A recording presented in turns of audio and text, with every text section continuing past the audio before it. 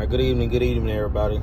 All right, today's video, come and speak with you guys about my experience applying for one of CBP, Customs and Border Patrol's civilian support positions. All right, so this job I applied for about 4 months ago. It was for law enforcement information systems specialist. All right. From the beginning, the biggest and important thing about applying for this position, I would say, was my resume. It's very important, highly important. If you plan on applying for one of these CBP positions, you guys, USA Jobs is a great tool to use as far as their resume building. And then from there, you can upload your resume to whatever job announcement you want. All right, but their format is pretty key. All right, and the biggest thing when it comes to applying for those jobs is basically looking through the job description and also taking a lot of those highlighted words and making sure you include those things in your resume. All right. Then from there, getting the resume submitted. That was a fairly easy process, right? And then from there was an online assessment that you have to do. And then from there, they actually close the announcement whenever the closing date is. And then from there, they actually scrub all the applications all together, and then they determine exactly who do they want to move forward with. All right, and that can take weeks from the point where the job announcement was closed. That can take weeks. Right.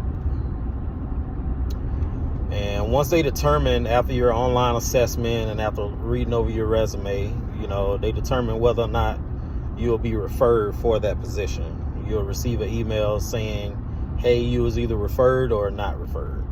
Right. And if you were referred, you'll be your point of contact information is going to be forwarded to the hiring manager. All right. Immediately after that, I ended up being contacted by the head supervisor at the station that I applied for, and we scheduled a telephonic interview. During this interview, there was a series of roughly 10 questions. I would say they were mostly situational, how you handle certain situations, and then also from there, certain questions as it pertains to the actual job description, right?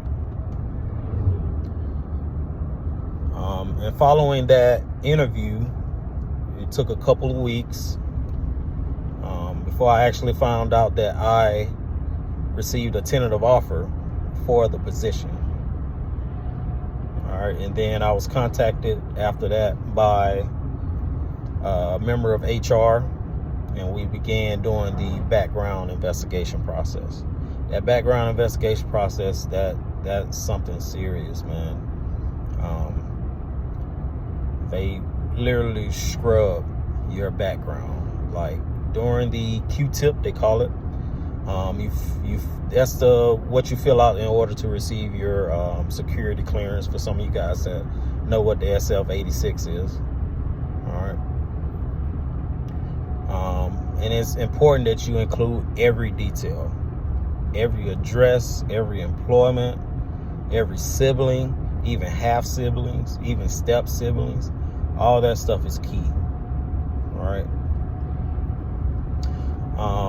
And after I submitted my background investigation, I ended up doing my fingerprinting, which they had me go to one of the local FedEx or postal offices.